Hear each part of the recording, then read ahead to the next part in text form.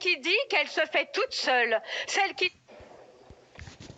Merci Monsieur le Président, Madame la Ministre, Monsieur le rapporteur, Mesdames et Messieurs les députés, mes chers collègues, nous y voilà. La France va inscrire dans sa loi le père facultatif et permettre la venue au monde d'enfants sans père. Mais qui êtes-vous pour vous permettre une telle mutilation? Est-ce à dire qu'un père est inutile? Assumez de dire qu'un père n'est pas nécessaire. Assumez de dire que vous ne devez rien à vos pères. C'est précisément cette société-là que je ne veux pas. Celle qui dit qu'elle se fait toute seule. Celle qui dit que l'autre n'est pas nécessaire. Alors pour moi, voyez-vous, il n'y a pas plus grand que l'homme. Et vous le piétinez, vous le réduisez à rien, à ses gamètes, à 1/60 millième de millimètre. Un donneur, vous appelez ça. Mais Madame la Ministre, ça c'est un homme, Madame la Ministre. C'est pas un donneur, c'est celui qui porte et qui élève et qui soulève des montagnes pour son petit. Celui qui l'élève jusqu'à lui, celui qui le soigne et l'encourage. Celui qui le rassure et le grandit, qui l'écoute et l'accompagne. Mais n'avez-vous donc jamais eu de père pour que vous ne sachiez pas à quel point on ne se passe pas d'un père? C'est souffrance contre souffrance, Madame la Ministre. Il ne faudra pas dire « cette France-là a été humiliée ». Vous avez choisi d'en apaiser une en jetant de l'acide sur l'autre. C'est souffrance contre souffrance, je vous l'assure. Bien sûr, une mère peut faire ça. Évidemment qu'une mère peut tout faire. Et alors ? Faut-il donc séparer et supprimer les pères? C'est ce que vous faites, Madame la Ministre. C'est ce que vous faites, Mesdames et Messieurs les députés. Et j'espère que vous aurez conscience de la société d'élimination que vous créez. J'idéalise les pères, me dit-on. Mais n'idéalisez-vous pas les mères? 30% des maltraitances sont dues aux mères. Nous devons légiférer pour un corps social. À force de Nous devons légiférer pour un corps social et à force de légiférer pour des catégories, des groupes et des sous-groupes, chacun tire de son côté, c'est la loi du plus fort. Vous créez les communautarismes contre lesquels vous prétendez lutter.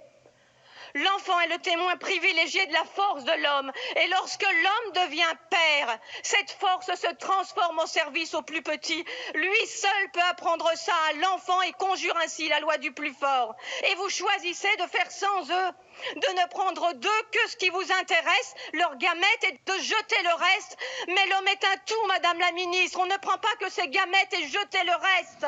Il n'y a pas plus noble que l'homme, et seul l'homme nous montre que servir est l'acte le plus noble qu'un être humain puisse accomplir. Votre loi, Madame la Ministre, est criminelle. C'est souffrance contre souffrance. Il ne faudra pas dire cette France-là a été humiliée. Votre loi, c'est s'offrir un être humain. On ne s'offre pas un être humain, Madame la Ministre. Un être humain n'est ni un objet, ni un projet, ni une promesse de campagne. Votre loi, loin d'abolir les inégalités, votre loi les aggrave.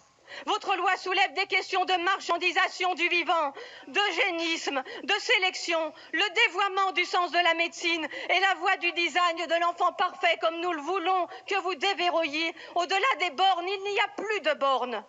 Ce n'est pas le droit qui refuse un enfant à ces femmes, c'est la biologie. Il n'y a ni discrimination, ni inégalité, et vous le savez très bien. L'affirmer à longueur de médias, c'est mentir et manipuler l'opinion. La liberté si fièrement revendiquée n'est qu'une liberté de consommateur. Des Français accèdent au hard discount reproductif qu'il faudra reconnaître en France. Si la PMA, la congélation ovocitaire, le DPI, la recherche sur embryons, si tout cela existe, c'est aussi parce qu'elle enrichit médecins, généticiens, biologistes, patrons de start-up, juristes, avocats, banquiers en sperme et en ovules. Et vous faites semblant de ne pas le voir. Aider l'autre, voyez-vous, et vous le savez, c'est l'aider à accompagner ses limites, c'est l'aider à accepter ses limites et vivre avec. Ce n'est pas dépasser le possible humain. On ne peut décemment pas destituer la figure paternelle au motif que des nouvelles familles apparaissent.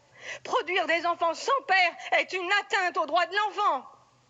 Donner à des enfants des parents toujours plus vieux n'est pas un progrès social. Donner une mère seule pour famille n'est pas un progrès social. C'est antinomique avec votre plan pauvreté, antinomique avec vos politiques d'aide à la famille. Et vous le savez très bien, comme vous savez que ce qui est vrai aujourd'hui n'est pas vrai demain, comme l'amour ou l'intention. Vous savez tout cela, mais vous cédez à la société gouvernée par ses seuls désirs. Vous cédez à la société gouvernée par zéro frustration. Et vous cédez à cette conquête de droit à l'infini, comme si la liberté s'y trouvait, quelle leurre. Vos arguments nient le bon sens. Au nom de tous les enfants qui ont manqué de père. Je suis obligé de couper le micro. Je vous en prie. Je vous remercie. Je suis obligé de contraindre le temps de parole. Je vous en prie, s'il vous plaît, Madame Thiel. Je vous remercie.